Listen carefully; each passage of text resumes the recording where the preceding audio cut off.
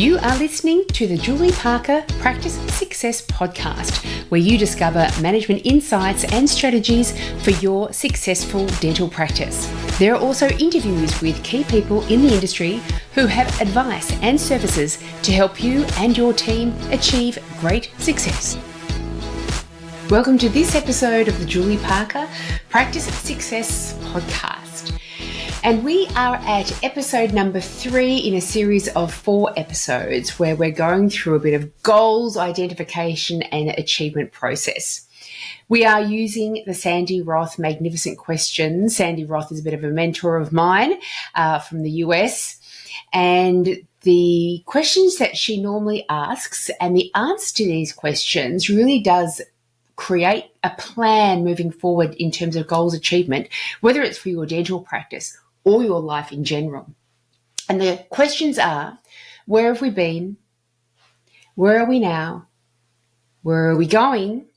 How are we going to get there? What role will each one of us play in getting there? And how are we going to track that we're getting there? And the first of this series of 4 episodes asked the question of where have we been? And we reflected over the year of 2024 and what worked well for us and what could be improved and what could be introduced to make sure that 2025 was a really special year of achievement. The second episode was where are we going? And we spoke about how do we determine what goals to set for ourselves, for our dental practices especially, moving forward into 2025. Today is the third of this series of 4 episodes where we're talking about how are we going to get there. And so we've done some reflection over last year. We've identified what goals we want to aim for, strive to achieve for this coming year, but now we need a plan in getting there. And so that's what we want to focus on today. How are we going to get there? Now, within Dental Business Mastery, we have a goals achievement process. And what the goals achievement process, it is first of all, it's a bit of reverse engineering. First of all, we're identifying the goal that we want to achieve. The very next step is deciding on what strategy or strategies we can use in achieving that goal to help us get to that goal. The third step is identifying what are the tasks that are required that will activate that particular strategy, each of the strategies you do this for. What are the tasks that are required to activate the strategy that will help us be on the path of achieving our goal? The next step is delegation. So the tasks, sometimes, if it's a personal goal, for example, most of the tasks are up to you to do. But when we're working in a dental team, quite often when we have a strategy that we want to roll out and therefore there's a series of tasks to complete to activate that strategy, it's not going to be all on one person's shoulders. Quite often it is going to be a shared action where multiple people will be taking different tasks, their ownership over different tasks. And so that's where delegation comes into play. We need to know exactly how to delegate effectively in order for each team member to be able to perform their tasks in order for the strategy to roll out, in order for our goal to be achieved. Once we delegate, we do need to put deadlines on ourselves and others to make sure we maintain that momentum. We also need to track all the way through very regularly, how are we going with the actions? Are we getting those done? Is the strategy rolling out? Is the strategy working the way we want it to? Do we need to modify the strategy, keep going the way we're going, or flip it to another strategy because this one clearly isn't working? And then we need to go through a monitoring process as well, where we're consistently monitoring whether we have rolled out the strategy midway, full way, continuing to do it. We always want to be monitoring all of our KPIs, our key performance indicators, to make sure we remain on track for the months and years to come. And so that is our goals achievement process. Goals, strategies, tasks, delegation, deadlines, tracking, and monitoring. So within that goals achievement process, we want to identify today, how are we going to get to our goal? We've identified our goal, but how are we going to get there? And that is the strategies. Now, the strategies that you can implement to achieve any goal, this is one of those things where you have got many options of trying to figure out what strategies to use. One of those options is going to be contemplation. So you think about that goal and what contributes towards that goal, and that can help you determine what kind of strategy you're going to use in order to achieve that goal. For example, if the goal was to attract more new patients into your practice, a very obvious strategy would be to throw more money towards a marketing strategy, get a marketing expert on board or company on board, and have them determine what kind of marketing strategy we can put into place. To bring it back to a personal goal, so it makes it really relatable, if the goal was to lose weight, then one of the strategies could be to increase your level of exercise. Another strategy would be to decrease the amount of food you eat, or another strategy could be you're maintaining the amount of food that you eat, but you are changing the type of food that you are eating. And so what your strategies are really, well, how are we going to, what's open to us to be able to implement that will help us achieve that particular goal? The other options open to you in being able to identify strategies is to do some research online. Ask your colleagues and other associates within the industry, within the dental profession, what they do, what they would suggest in terms of terrific strategies moving forward for you. But a really wonderful opportunity, because it also brings your whole team onto the same page, is to have a brainstorming session with your whole team. Let your whole team know what the goal is, or various goals, but concentrate on one goal at a time. And then ask everybody, what strategies could we put in place in order to achieve that goal? This step is often something that owners feel like it's just up to them, and really nobody else needs to have an input into what strategies can we put in place to achieve our goals. But let me tell you a couple of things. The team members have such a wealth of information. They're consumers as well, and so they can relate to what it's like to being a patient. And so they can easily identify strategies to help us achieve particular practice goals, because everything comes back down to the patient and how well we're going to be servicing them, what we're going to be servicing them with, etc., and all the systems around that. And so just discussing it as a group, as a team, to help identify different strategies is a terrific way to go. If you've got team members that have worked at other dental practices as well, then that allows you to tap into a whole different space of information. What they've seen in other dental practices that they've worked in that's possibly worked there that you could implement within your practice. The important thing when you are coming up with various ideas on what could be used to help you achieve your practice goals is reflecting on the work of Ortal Green. Ortal Green has a book, Think Unique, and she is all about tapping into our genius. We're all born geniuses as little children, but we slowly get de-geniused as we are raised and educated in schools and conform to society.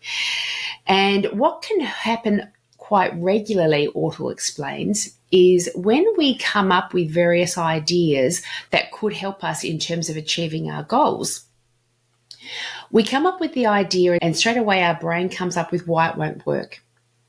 However, these are two separate sides of the brain. One's creative, one's analytical.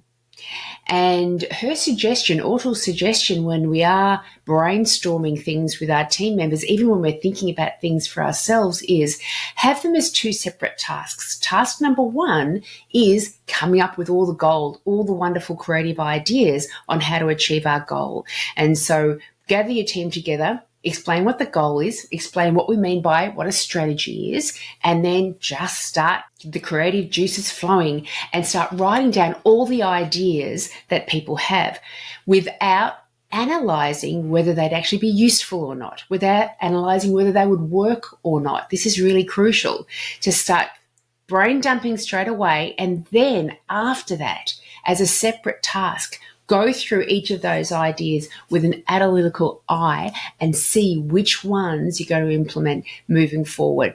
You can imagine if you're in a brainstorming session and every time anyone comes up with an idea, it gets battered down straight away, that would stifle and dampen all the creative juices from flowing. Indeed, there'll be some team members that won't even try raising something because they'll say, well, it will just get battered down anyway. Why would I put myself in that vulnerable position? So it really is crucially important to have the brainstorming ideas coming first and then cast the analytical eye over them after the fact.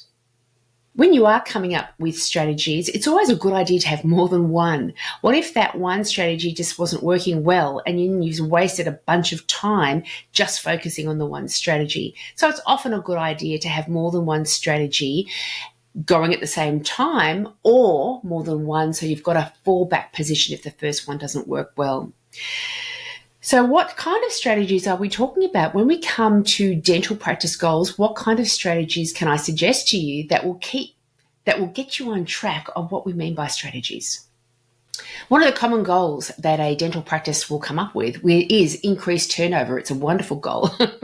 Increased turnover means that we are building and growing as a business, means that we have got the funds to be able to improve the type of technology, the training of teams, the practice environment that our patients are moving through and that our staff are working within. It means so many benefits.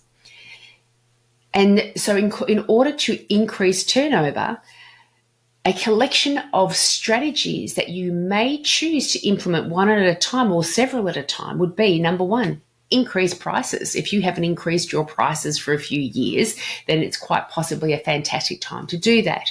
And it really is a guarantee of increased turnover. We don't want to increase prices willy-nilly without much thought just because the practice needs to increase turnover. The requirement of increasing turnover for a business, for a dental practice, could mean several things. It could mean, number one, that you're young and growing, so we're always looking to increase our turnover. But if you're finding that your turnover has dropped in an established practice, even though you're pretty much doing everything the same, you've got to ask yourself, why is that happening? Why are patients not buying into their dental treatment plans as they used to? It might be that you've had staff turnover and the level of service that you're offering to your patients has dropped and you've got some patients leaving. It might mean that there is external forces at play, such as increased cost of living, which we're all going through at the moment. And so therefore, an increase in prices we need to be very mindful about, because what impact is that going to have in an already pressurized environment for our dental patients? So always have that part of your reflection process. Why are we requiring this to be a goal within the practice? But if it's quite a legitimate, we're increasing our turnover goal, increasing your prices might be a good way to go if you haven't done it for a number of months or years. Another way of increasing turnover, another strategy you could implement, would be to decrease downtime.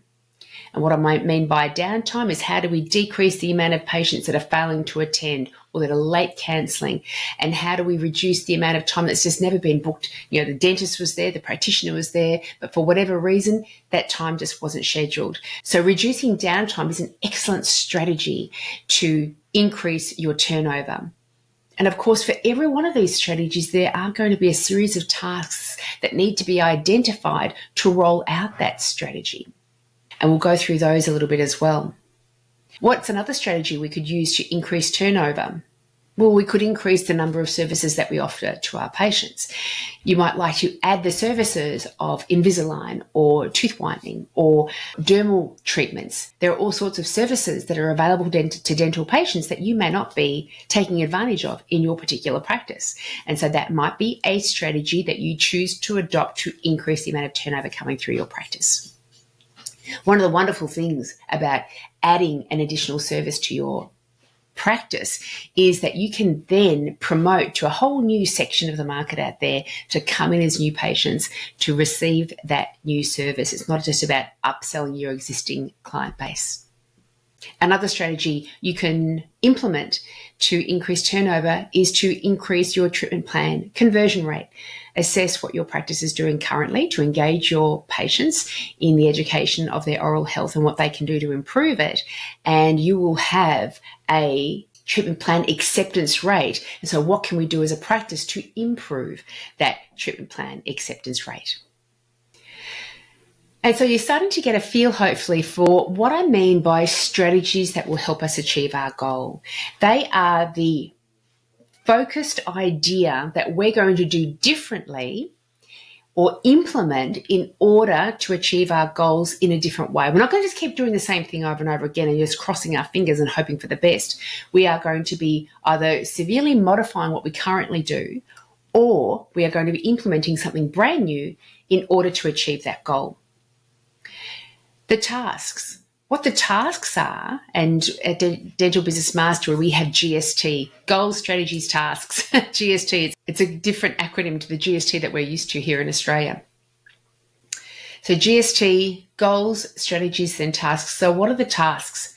The tasks, for example, if you were going to increase your fee list, your prices within your practice, what task would need to be completed in order for that strategy to be rolled out? Well, the first thing I would do is to print out the current fee list. I would then give that fee list to the person in charge of increasing those fees, usually the principal dentist. I would give that fee list to the principal dentist and ask them to move through each of the items and increase where they see fit. It's usually not a good idea just to do a blanket 2 or 3% increase overall over every item. It's always a good idea to look through each particular item and be thoughtful about what sort of increase that you'd like to have. So then the additional thing that I would normally do on top of that is, once I've created that fee list, is figure out what CPI is, figure out what percentage we're going to increase it to, and maybe in a red pen, write down, if we increased all the fees by 2%, for example, write in a red pen what that would actually mean for each particular service. And so it gives that practitioner even more information and more ease to complete this task with.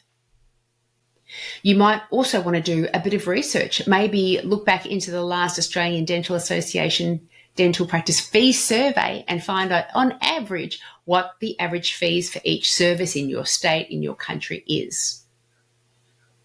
So you've got some sort of baseline to work with. Maybe you'd like to also figure out what your hourly rate is that you require to make as a dental practice in each surgery per hour in order to manage all of your expenses. The way I would do that is, unless something fundamental has changed within the practice, reflect back over last year's profit and loss. How many hours generally were you open? How much money did the practice spend in all of the expenses?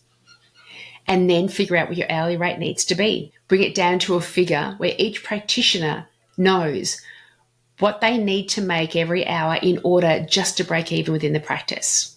That could also be a really helpful piece of data that the principal dentist needs to know in order to assess what we're going to do in terms of the fee increase for each particular service. The next step, of course, is that the revised fee list gets delivered back to the receptionist or the practice manager, and the fees are adjusted within the dental software.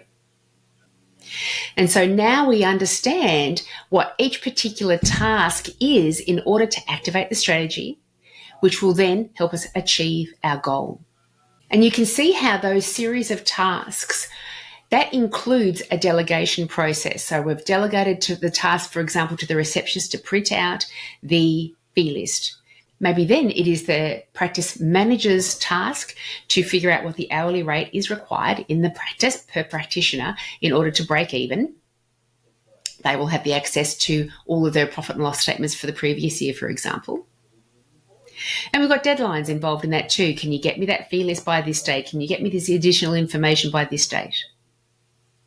So we've moved through the goals, strategies, tasks, delegation of tasks, the deadlines on those tasks, and now we need to monitor. Okay, now that we are activating this strategy, let's have a look how it impacts our monthly turnover. Is this strategy actually working in terms of increasing our turnover? So we want to make sure that we are tracking during the implementation of this strategy whether it's working. If it's not working, do we need to modify some part of the strategy or boot that strategy and bring in a fresh strategy? And then, of course, the ongoing monitoring after that, just to make sure long term we are remaining on track. To give you another example of tasks, let's look at reducing downtime. There are so many things that you can do as a practice to reduce downtime.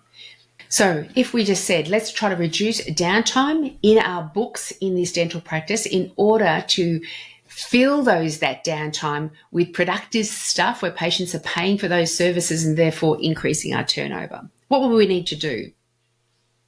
Well, first of all, let's have a look at what makes up our downtime. Is it failure to attend? Is it late cancellation? Is it time that was just never booked in the first place? Let's have a look at what the actual thing that we're trying to solve is, what the cause of our downtime is.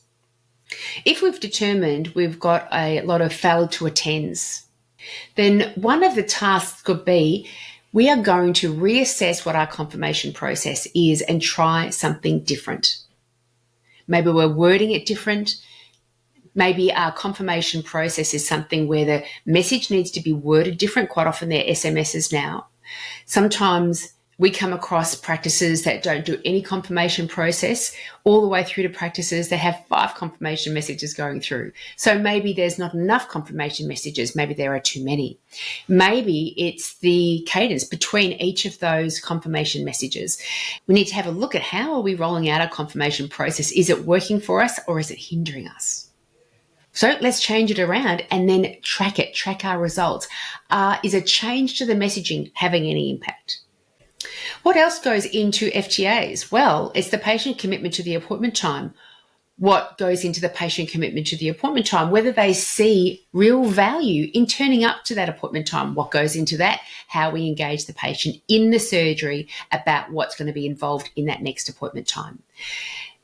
An example would be, rather than saying to a patient, you're all set for 6 months, everything's looking great, we'll see you next year, as opposed to, everything seems sound at the moment, but there are 3 areas of concern that I want to make sure don't build into larger issues. For example, you've got some gum recession on this side, you've got a cracked tooth over here, and you've got some inflamed gums and bleeding on the upper right. I really want to make sure that I see you in June next year to make sure that those areas are being maintained and under control and aren't going to build into something bigger that we then need to treat. Different level of engagement for the patient, different sense of importance over keeping that appointment time. And so that's another element that goes into reducing downtime. These are building on more tasks that are required in order for us to activate this strategy.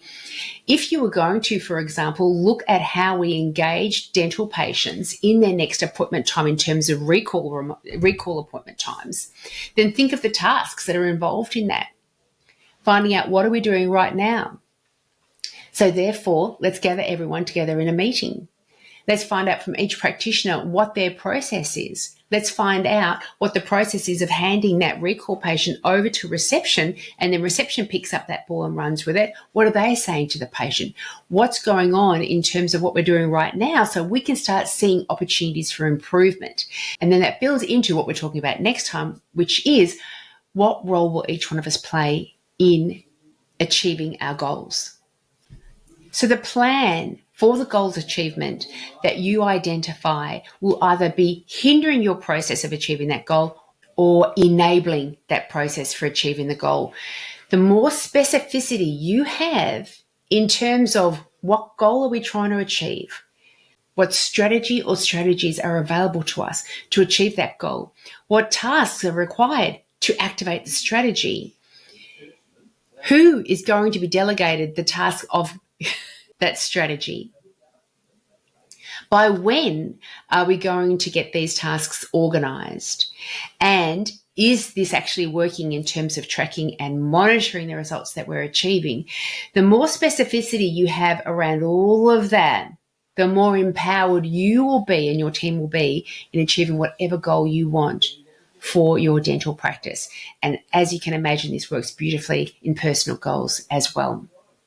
Keeping yourself accountable to the tasks to activate the strategies that you've identified will help you lead a more happy, healthy, joyful life. So do get your whole team on board, and your team members will be far more energetic in rolling out those tasks because they're involved in the plan. They've helped come up with it, and they're going to get a lot of motivation from seeing their work, their ideas result in getting closer and closer to your practice goals. Really utilize the fact that you're part of a team.